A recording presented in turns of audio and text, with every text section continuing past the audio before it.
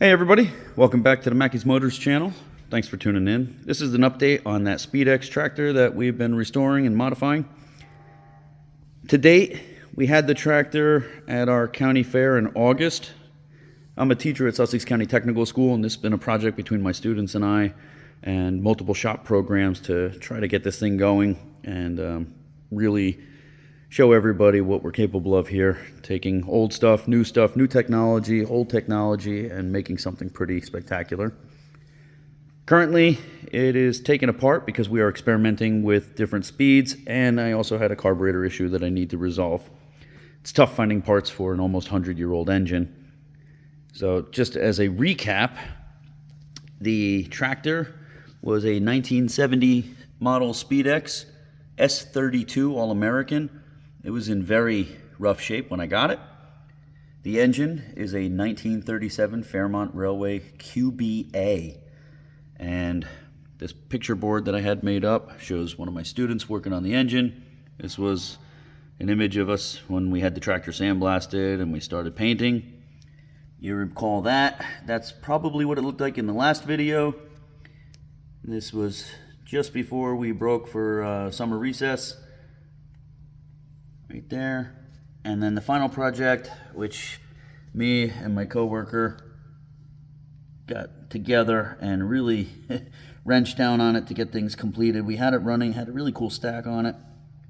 This engine runs on a 20-to-1 oil mix, so we had to turn the stack down. It just dumps oil spots everywhere. And as proof from the summer, there is my ribbon covered in oil.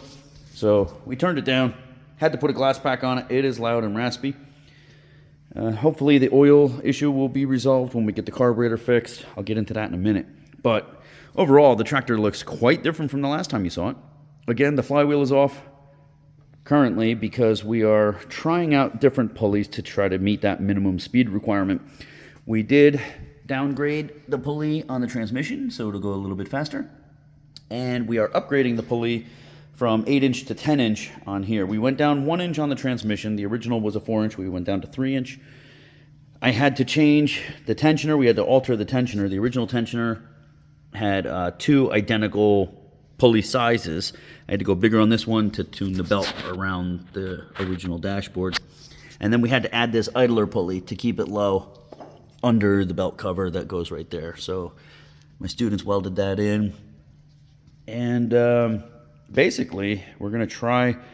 The original engine was that Kohler K-Series 14-horse engine. You can see right there in the picture. That engine was locked up, didn't work, just like the steering gear that was locked up and didn't work.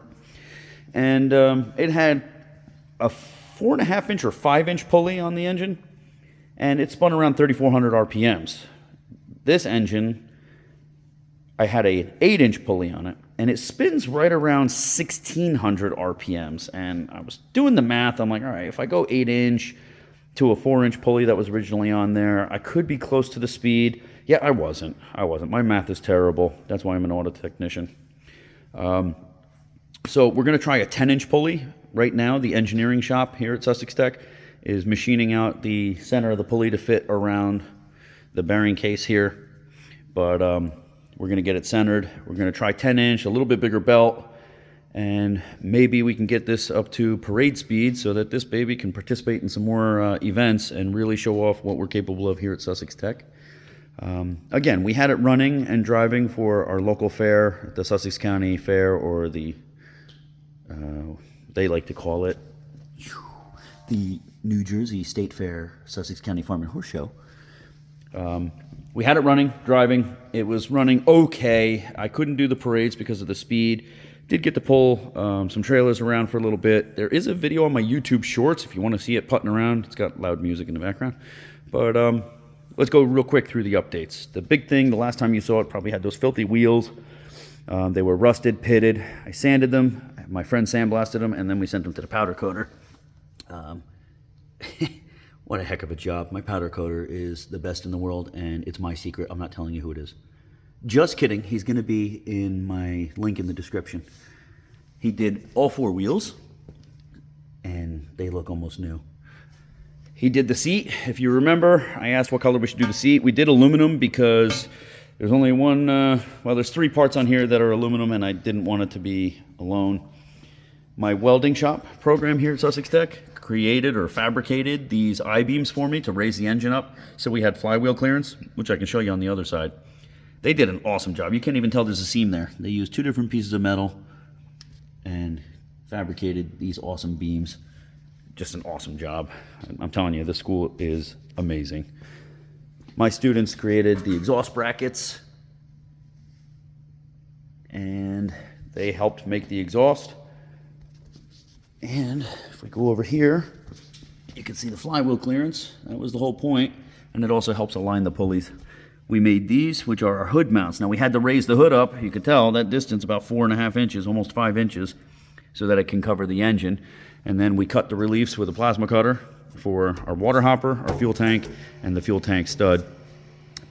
We also cut the relief for our water overflow valve. We had to fabricate a taller dashboard to fit the taller hood, so you can see that.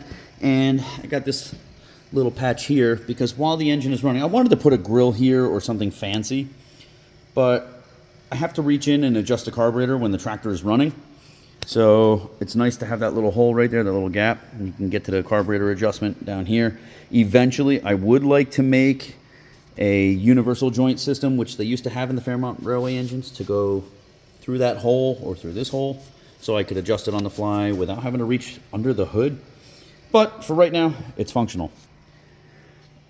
My powder coater did just an awesome job. He did all the white, anything white except for the fuel tank and dashboard. He did the headlight bezels, he did the wheels, he did all of the little engine fasteners. This is the throttle cover. If you remember, I had that broken throttle valve in the last video. I know, it's a year ago, you may not remember. You have to go back and watch it. But we had that repaired. It leaked and it was super tight, and I turned out that the boss right here at the base was 3 steps, not 2, and it was rubbing up against the back of the throttle seal. And yeah, I couldn't get it to run right. So, friends of mine that I've made on Facebook on the Fairmont Railway pages actually had some parts for me. If you notice, really shiny part right there. We were able to get this sent out to the powder coater, and he did an amazing job again. Look at that shine. Oh, it's just beautiful. It's absolutely beautiful. He did a great job, and I'm super proud of him.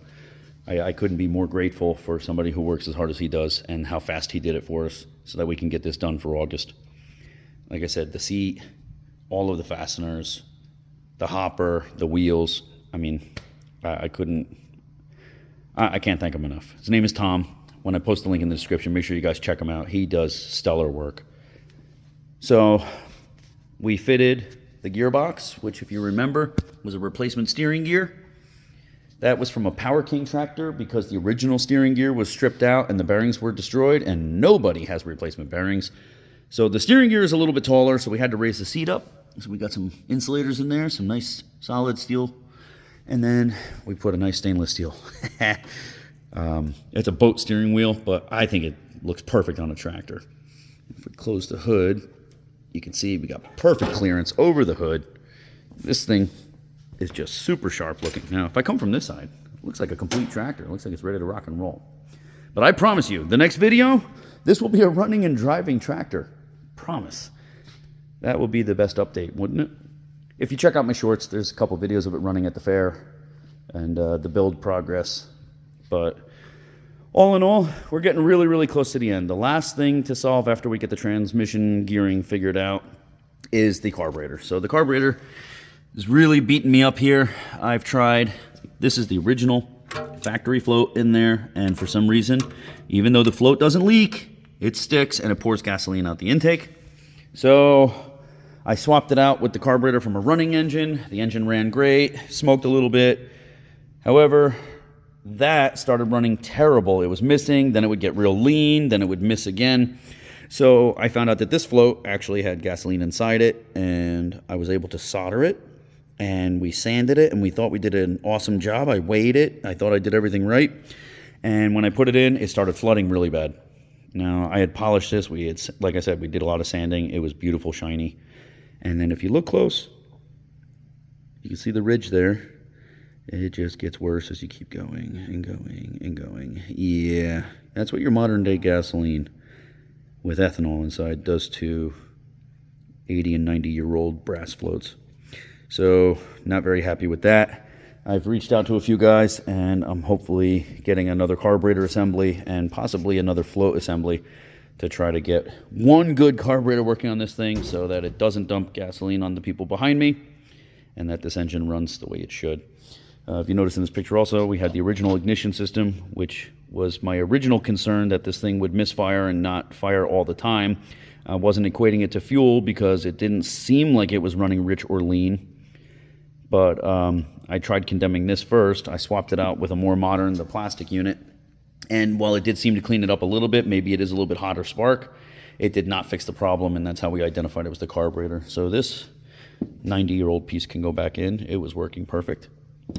You know, this is the spare carburetor, which somebody made a custom bowl, fuel bowl for it. The old ones are known to deteriorate in the bottom. Again, we cleaned these up. I rebuilt them. The major problem with this carburetor, aside from the bad float, was a bent needle. So I'll be able to track these parts down. You have two good running engines, one awesome running tractor, and as I said, the next video will be a Mackey's Motors Fairmont Railway powered Speedex S32. Still thinking of a name? Why don't you put it in the comments what you think we should name it? The engine is called a Speeder, the Fairmont Speeder, and this was a Speedex tractor. So I was thinking about calling it the Speeder X. That's a terrible name.